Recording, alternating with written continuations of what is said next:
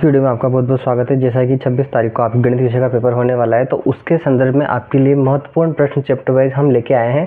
अगर आप इन क्वेश्चन को अच्छे से करके जाते हैं तो आपके ये मान के चलिए कि लगभग आपके सारे क्वेश्चन लगभग ऐसे कैसे पेपर में पूछे जाएंगे क्या। तो वीडियो को ज़्यादा लंबा ना करते हुए बिल्कुल स्टार्ट करते हैं। तो देखिए, सबसे पहले इसमें दे रखा है अपने पास चैप्टर फर्स्ट और चैप्टर फर्स्ट के इंपॉर्टेंट क्वेश्चन जो इसमें बन सकते हैं क्या। देखिए, पहला क्वेश्चन दे रखा है कि 44 और 198 का मसफा आपको ज्ञात करना है क्या। ठीक है, तो जो भी इसका आंसर है वो आपको इसमें पिक करके लिखना है क्या। ठीक है, और ये वाला क्वेश्चन जो है आपके बिल्कुल सीधा पेपर में पूछा जाएगा, तो आप इसको अच्छे से रेडी करके जाएं। ठीक है, अगला क्वेश्चन दे रखा है अपन को, यदि a तथा 18 का एलसीएम 36 है। ठीक है, तो a तथा 18 का एलसीएम अपन को यहाँ पे दे रखा है 2, तो a का मान अपन से पूछ रखा है। तो देखो यहाँ पे एलसीएम का मान दे रखा है, एचसीएफ का मान दे रखा है। ठीक है, ए का मान हमको बताना है और बी का जो मान है यहाँ पे दे रखा है अपन को। ठीक है, तो अपन एचसीएफ इंटू एलसीएम बराबर पहली संख्या इंटू दूसरी संख्या के इस फॉर्मूले से अपन इसको निकाल सकते हैं आराम से। ठीक है, अगला दे रखा है अपन को, वो बड़ी से बड़ी संख्या ज्ञात कीजिए जिसमें 245 और 129 का भाग देने पर शेषफल क्रमशः 5 बचता है। तो अपन को सीधे सीधे क्या करना है, इन दोनों संख्या में से 5 घटा देना है और उसका अपन को निकालना है एचसीएफ। जब भी बड़ी से बड़ी संख्या की बात हो तो अपन को वहाँ एचसीएफ ज्ञात करना होता है, और जब छोटी छोटी संख्या की बात हो तो अपन को वहाँ पे एलसीएम ज्ञात करना होता है। और ये वाला पहला क्वेश्चन है बहुत ज़्यादा इंपॉर्टेंट है, आप इसको अच्छे से ही करके जाएं क्योंकि पेपर में मस्ट पर जरूर आपसे पूछा ही जाएगा क्या। ठीक है, अगला क्वेश्चन दे रखा है यहाँ पे अपन को, दो संख्याओं का गुणनफल 180 है तथा महत्तम समावर्तक 3 है। इसका अपन को करना है लघुत्तम समावर्तक, इसका अपन को ज्ञात करना है क्या। जिसको 100 नंबर लाने हैं उसको तो ये वीडियो अच्छे से देखनी है, और जिसको लगता है कि उसके नंबर नहीं आ पाएंगे तो उसको जो भी मैं इंपॉर्टेंट क्वेश्चन लगाऊँ तो 100% उसको करके जाना ही है क्या। ठीक है, तो ये वाला इसमें अपन को करना है एलसीएम ज्ञात करना है क्या। 3 का भाग इसमें दे देंगे अपन तो आराम से आपको एलसीएम निकल जाएगा क्या। अगला सवाल दे रखा है, 140 को अभाज्य गुणनफल के रूप में अपन को यहाँ पे व्यक्त करना है क्या। ठीक है, अगर गुणनफल के रूप में व्यक्त करना है तो आप बिल्कुल इसके गुणनफल करके लिख सकते हैं, और अगर घातांकों के रूप में व्यक्त करना हो तो आपको जो जो इसकी घातें बन रही है उसको स्क्वायर लगाते हुए चलना है वहाँ पे। ठीक है, जैसे 2 की घात 3 आ जाए, 2 की घात 3 आपको लिख देना है सीधा, 2 × 2 × 2 नहीं लिखना वहाँ पे, और सीधा 2 की घात 3 लिख देना है वहाँ पे, इस प्रकार से। अगला सवाल देगा छठा सवाल, ये भी बिल्कुल इंपॉर्टेंट वाला क्वेश्चन है।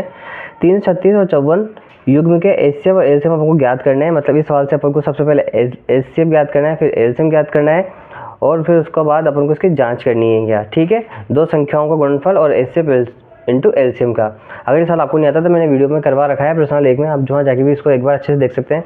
वैसे इसका आप ये वाला क्वेश्चन, पहला वाला क्वेश्चन बहुत ज़्यादा इंपॉर्टेंट है, इसको आप अच्छे से करके जाएँ। उसका दूसरा वाला क्वेश्चन भी बहुत ज़्यादा इंपॉर्टेंट है, और एक क्वेश्चन नंबर चौथा और पांचवा बहुत ज़्यादा इंपॉर्टेंट है, आप इसको तो 100% करके ही जाएंगे क्या। ठीक है, 1 नंबर बिल्कुल आपके इसी प्रकार से क्वेश्चन आपके पेपर में छपने वाला है क्या। आगे देखते हैं, यहाँ पे 7वें क्वेश्चन में आपको दे रखा है एचसीएफ जो है इसका 9 दे रखा है। ठीक है, अपन को एलसीएम इसमें ज्ञात करना है क्या। ठीक है, तो अपन को कुछ भी नहीं करना, सीधा सीधा 9 का भाग इन दोनों संख्याओं में दे देना है। आपको फॉर्मूला इसका अच्छे से पता होगा, फॉर्मूला इसका दे रखा है, निकाल सकते हो आप कैसे, एलसीएम बराबर पहली संख्या इंटू दूसरी संख्या इंटू बटा एचसीएफ। ठीक है, तो 9 का भाग इसमें आप दोगे तो आपके एलसीएम आराम से आ जाएगा इसमें। ठीक है, ये वाला क्वेश्चन थोड़ा सा इंपॉर्टेंट है, आप इसको भी अच्छे से करके जाएं। 8वां सवाल देखते हैं, दो धनात्मक पूर्णांकों a तथा b, यहाँ पे a का मान दे रखा है और b का मान दे रखा है। ठीक है, इस रूप में लिखे जा सकते हैं कि यहाँ x y अभाज्य संख्याएं हैं, तो अपन को एलसीएम का मान यहाँ पे अपन को ज्ञात करना है क्या। ठीक है, तो यहाँ पे एलसीएम का मान आराम से ज्ञात कर सकते हो, आपको जो भी संख्या एचसीएफ इंटू एलसीएम आपको बिल्कुल आराम से ज्ञात कर सकते हो। ये मैंने वीडियो में करवा रखा है, तो आप वहाँ जाके भी इसको एक बार देख सकते हैं क्या। और सबसे ज़्यादा मोस्ट इंपॉर्टेंट वाला क्वेश्चन है ये वाला, ये बिल्कुल आपके 100% पेपर में पूछा जाएगा, तो आपको अच्छे से रेडी करके जाना है ये वाला प्रश्न। तो बिल्कुल आपको वहाँ देखने को मिलेगा, क्वेश्चन नंबर 4 पे ही है, तो आप इसको तो अच्छे से ही करके जाएँ। 100% पेपर में आने के चांसेज इन तीनों में से किसी भी एक प्रश्न वहाँ पे सीधा सीधा आपसे पूछ लिया जाएगा, तो आप इसको बिल्कुल भी स्किप ना करें और इसको अच्छे से ही प्रैक्टिस करके जाएँ। तो ये प्रश्न आपके प्रश्न नंबर 1 के हैं। अब अपन प्रश्न नंबर 2 के क्वेश्चन देखते हैं कि उनमें से कौन कौन से क्वेश्चन ज़्यादा इंपॉर्टेंट होने वाले हैं क्या। तो प्रश्न नंबर 2 के क्वेश्चन देखते हैं अपन। अब प्रश्न नंबर 2 में सबसे पहले अपने पास क्वेश्चन आता है जो कि मोस्ट इंपॉर्टेंट है वाला क्वेश्चन, पेपर में पूछा जाता रहा है वाला क्वेश्चन। तो देखिए, इसमें दे रखा है बहुपद px, जहाँ पे आपको दे रखा है 3 - x और कोष्ठक में दे रखा है x - 4 की घात है। तो जब भी अपनी घात का सवाल आए तो हमेशा ये याद रखें, आपके स्क्वायर वाली घात का ही सवाल पूछा जाएगा क्योंकि आपके प्रश्न का नाम बहुपद है। ठीक है, तो यहाँ पे आपको सीधा सीधा देखना है, x को x से गुणा करके क्या जाएगा, x² आ जाएगा, मतलब x² मतलब कि 2। ठीक है, तो इसका आंसर सीधा सीधा 2 आ जाएगा। अगर एक पद ही पूछे तो 1 आता है, द्विपद पूछे 2, त्रिपद पूछे तो 3 पद। ठीक है, और घातों में पूछे तो 1 घात, द्विघात और त्रिघात आप आराम से कर सकते हो। ठीक है, ये वाला सवाल देखिए, वैसे ये वाला सवाल जो है आपके इंपॉर्टेंट है, आप इसको इंपॉर्टेंट लगा के इसको अच्छे से सोल्व करके जाएँ। उसके बाद आपसे दे रखा है सेकंड सवाल, बहुपद px का एक शून्यक जहाँ पर अपन को px बराबर ax प्लस 1 दे रखा है, जहाँ पर a का मान जो है 0 नहीं है क्या। ठीक है, तो इसका आंसर आपको बिल्कुल इसमें निकाल देना है कि इसका आंसर क्या आएगा। ठीक है, आप एक को पीछे भेजोगे तो एक का एक हो जाएगा, माइनस हो जाएगा, a जो है बटा में आ जाएगा, तो ऑप्शन नंबर डी इसका करेक्ट आंसर हो जाएगा क्या। ठीक है, अगले सवाल में दे रखा है बहुपद, ये आपको समीकरण दे रखी है 3x square plus 4x minus 2 में शून्यकों की संख्या कितनी होगी क्या। आपको इसमें शून्यकों की संख्या बतानी है, इसमें शून्यकों की संख्या कितनी हो जाएगी। तो देखो यहाँ पे स्क्वायर लग रहा है, मतलब इसका सीधा सीधा आंसर क्या जाना चाहिए, 2 आ जाना चाहिए। ठीक है, इसका आंसर 2 आ जाएगा यहाँ पे। उसके बाद यहाँ पे बिल्कुल एक और इंपॉर्टेंट मोस्ट इंपॉर्टेंट वाला क्वेश्चन है ये वाला, इसको भी आप अच्छे से करके जाएँ। यदि द्विघात बहुपद x square minus 2x plus 4 के शून्यक p और q हैं। ठीक है, यहाँ पे अल्फा बीटा दे रखा है, p और q दे रखा है। ठीक है, तो p प्लस q का मान क्या होगा, मतलब किसी तरह यहाँ पे अपन को क्या दे रखा है, शून्यों का योग पूछा है क्या, और शून्यों का योग ज्ञात करने का सूत्र क्या होता है, माइनस का b बटा a। ठीक है, तो यहाँ पे 2 माइनस का दे रखा है, तो माइनस माइनस क्या हो जाएगा प्लस b बटा a का मान कुछ यहाँ पे 1 दे रखा है। ठीक है, कुछ नहीं दे रखा तो अपन 1 मान लेंगे, तो सीधे सीधे इसका आंसर क्या आ जाएगा, ऑप्शन नंबर 20 का करेक्ट आंसर हो जाएगा क्या। इंपॉर्टेंट क्वेश्चन है, इसको भी आप अच्छे से करके जाएँ क्या। यदि p और q एक द्विघात बहुपद ax square plus bx plus c के शून्यक हैं, तो अपन को यहाँ पे भी सेम वही क्वेश्चन बताना है कि p प्लस q का मान क्या हो जाएगा। देखो इस बार यहाँ पे सवाल दिया था, यहाँ पे सीधा सीधा इससे ही पूछ लिया गया, तो अपन सीधा माइनस का b बटा आंसर लिख सकते हैं इसमें। ठीक है, कंफ्यूजन नहीं होना, इसलिए मैंने आपको सारे प्रकार के क्वेश्चन दे रखे हैं। जिसको 100 नंबर लाने हैं तो वो उसके लिए तो इंपॉर्टेंट है ही सही, और जिसको बिल्कुल पास जो लगता है कि वो उसका नंबर नहीं आ पाएंगे तो उसके लिए भी बहुत ज़्यादा यूजफुल वाली ये वीडियो है क्या। ठीक है, तो उसको बिल्कुल स्किप भी ना करे। वो आगे देखते हैं। साथ साथ मैं आपको ये बता रहा हूँ कि इसमें से कौन कौन से इंपॉर्टेंट क्वेश्चन है, और अगर बुक के भी मुझे बहुत ज़्यादा इंपॉर्टेंट क्वेश्चन लगते हैं तो मैं उसकी भी एक वीडियो आपके लिए बना दूंगा क्या। ठीक है, तो देखो यहाँ पे, यदि बहुपद 3x square plus 8x plus k का एक शून्यक दूसरे शून्य का व्युत्क्रम है, तो k का मान अपन को इसमें ज्ञात करना है। ये भी बिल्कुल इंपॉर्टेंट क्वेश्चन है, अगर जिसको 100 नंबर लाने हैं उसको तो ये बिल्कुल पूरी अच्छे से देखनी है, और ये सारे क्वेश्चन भी उसको करके देख लेना है एक बार अच्छे से। आगे दे रखा है, एक द्विघात बहुपद ज्ञात कीजिए जिसके शून्यकों का योग और गुणनफल माइनस का 3 और माइनस का 2 है। ये वाला क्वेश्चन आपके पेपर में 100% पूछा जाएगा, इसकी संभावना आप बिल्कुल मान के चलिएगा। अगला सवाल दे रखा है, यहाँ पे बहुपद दे रखा है x square minus 6x plus 7 के शून्यकों का योग और गुणनफल अपन को इसमें लिखना है क्या। ठीक है, शून्यकों का योग क्या आएगा और गुणनफल क्या आएगा, सीधा सीधा आपको यहाँ पे लिख देना है क्या,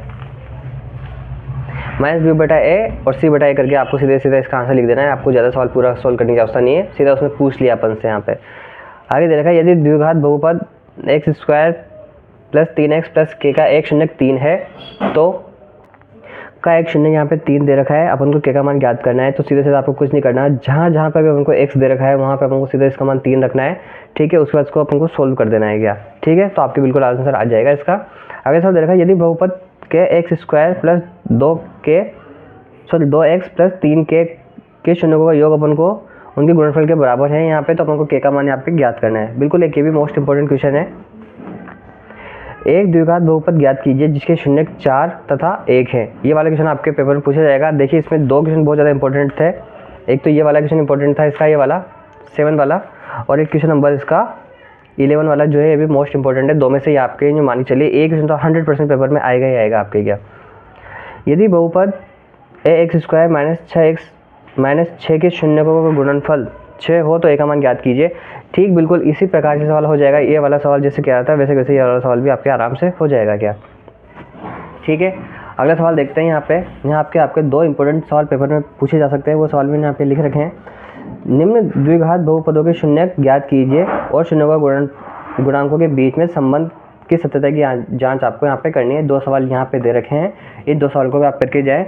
अगर आपने प्रश्न 1 और प्रश्न 2 के सारे सवाल अच्छे से कंप्लीट कर लिए तो आपके ये मानी चलिए यहाँ से कुछ भी सवाल एक भी ऐसा सवाल नहीं होगा जो आपके बाहर जाएगा क्या। ठीक है, अब प्रश्न नंबर 3 की बात करते हैं। जिस भी सवाल में मोस्ट इंपॉर्टेंट लिखा जाए उसको आप बिल्कुल टिक लगा के रखें, क्योंकि आपको सीधा सीधा वो सवाल पेपर में आपको देखने को मिल जाएगा क्या। अगला से देखते हैं अपन, यहाँ पे दे रखा है, यदि एक भिन्न के अंश व हर में 1 जोड़ते हैं तो भिन्न का मान 1/2 हो जाता है। इसे समीकरण के रूप में कैसे लिखेंगे। ठीक है, आपको ये पता होना चाहिए कि इसको कैसे लिखेंगे। बिल्कुल आप, अगर आपको सवाल नहीं आता तो आप बिल्कुल वीडियो में जाके देखें, आपको वहाँ पे सारे सवाल मिल जाएंगे। मैंने आपके लिए सारे सिलेबस की वीडियो बना रखी है, आप वहाँ जाके इसको एक बार देख सकते हैं। अगला सवाल देखा है, 5 पेंसिल तथा 7 पेन का कुल मूल्य 50 रुपये है, जबकि 7 पेंसिल और 5 पेन का कुल मूल्य 46 रुपये है। इस समस्या को रैखिक समीकरणों के रूप में आपको प्रदर्शित करना है क्या। तो यहाँ पे अपन पेंसिल को मान लेंगे x और यहाँ पे पेन को मान लेंगे अपन y, तो 5x प्लस 7y बराबर 50 हो जाएगा। ठीक है, और यहाँ पे 7x प्लस 5y बराबर 46 हो जाएगा। इस प्रकार से आप इसको सोल्व कर सकते हैं। अगला देखिए यहाँ पे, यदि समीकरण 2x माइनस वाई बराबर 17 में यदि y बराबर अपन को माइनस का 1 दे रखा हो तो अपन को यहाँ पे x का मान निकालना है। तो y का यहाँ पे अपन को y का मान 1 रख देना है और उसको सोल्व कर देंगे तो आपका इसका मान आराम से आ जाएगा क्या, ठीक है।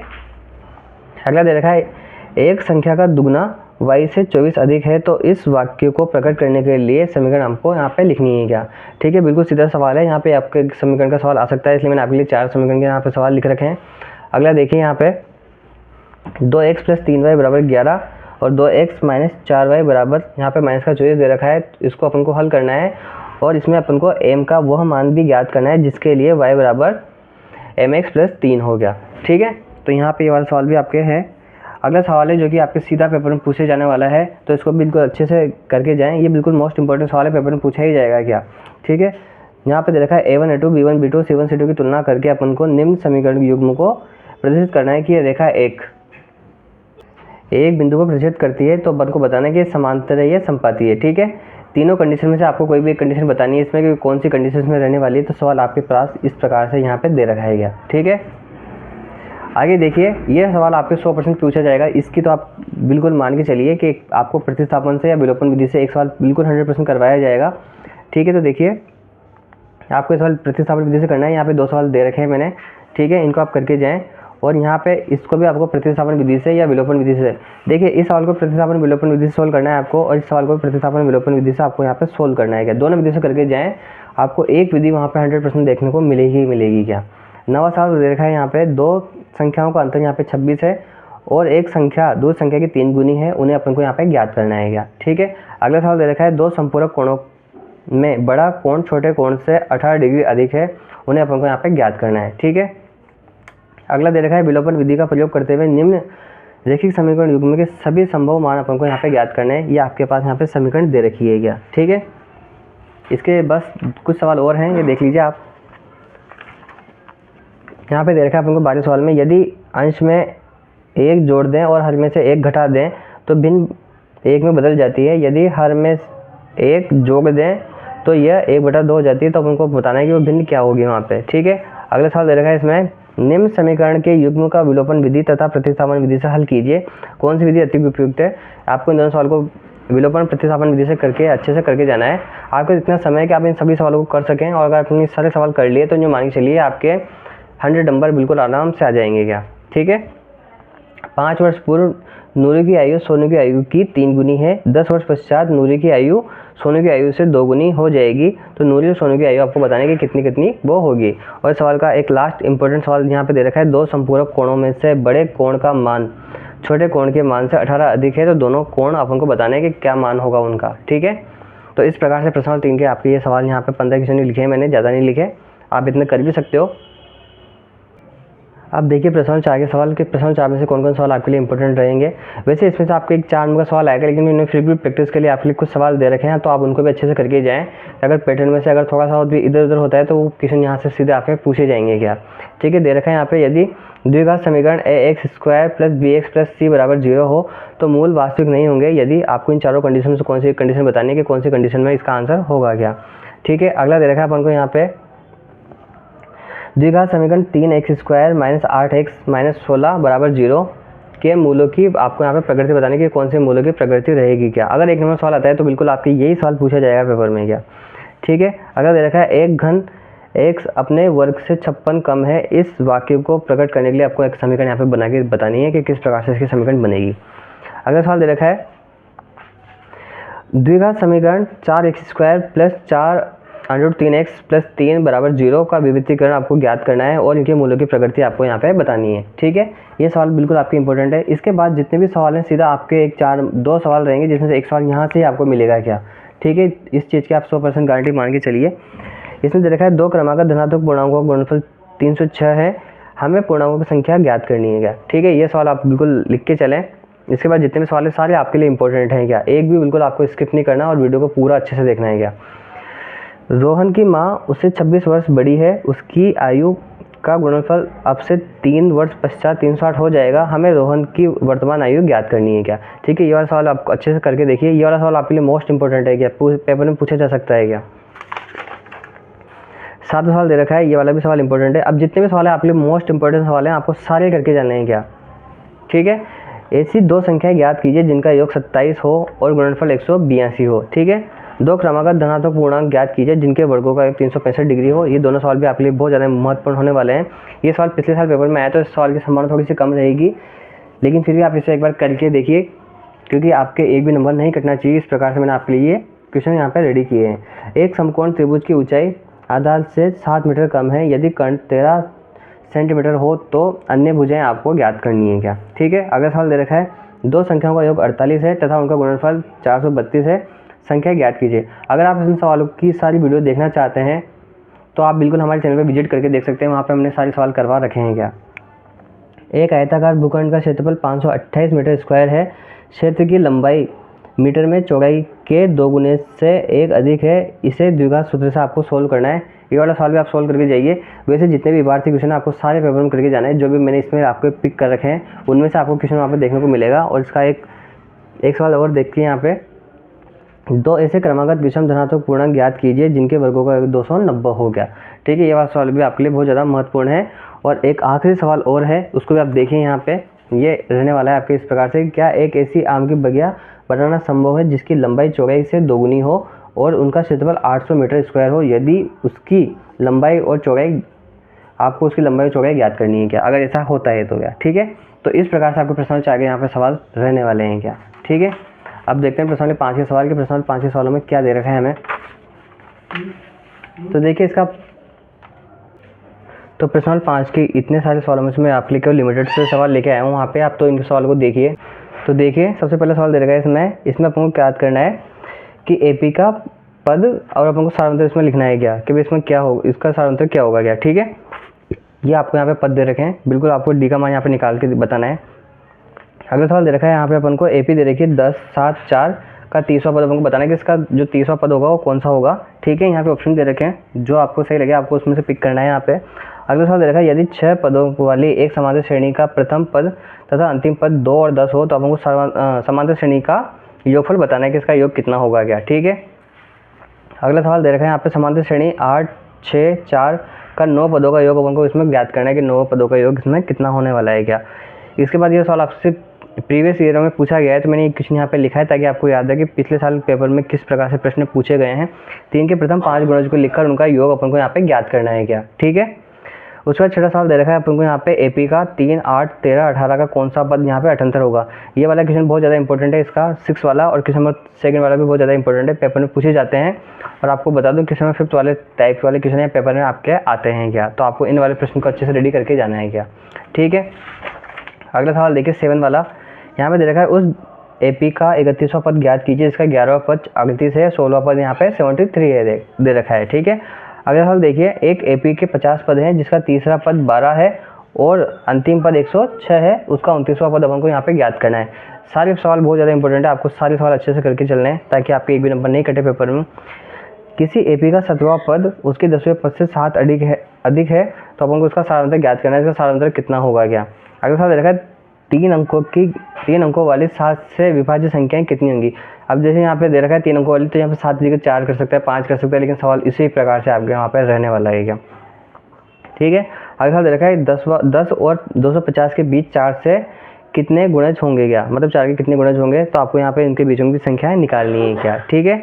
अगला सवाल दे रखा है यहाँ पे एपी का 3, 8, 13, 253 में अंतिम पद से 20वां पद ज्ञात आपको करना है, मतलब पीछे से आपको इसमें पद ज्ञात करना है क्या, ठीक है। अगर आपने सारे सवाल कर लिए तो आपके पेपर में कोई सा क्वेश्चन आया आपका बिल्कुल वो सही जाएगा, क्योंकि मैंने हर टाइप के क्वेश्चन यहाँ पे निकाल के रख रखे हैं और बहुत ही लिमिटेड क्वेश्चन निकाले हैं आपके लिए।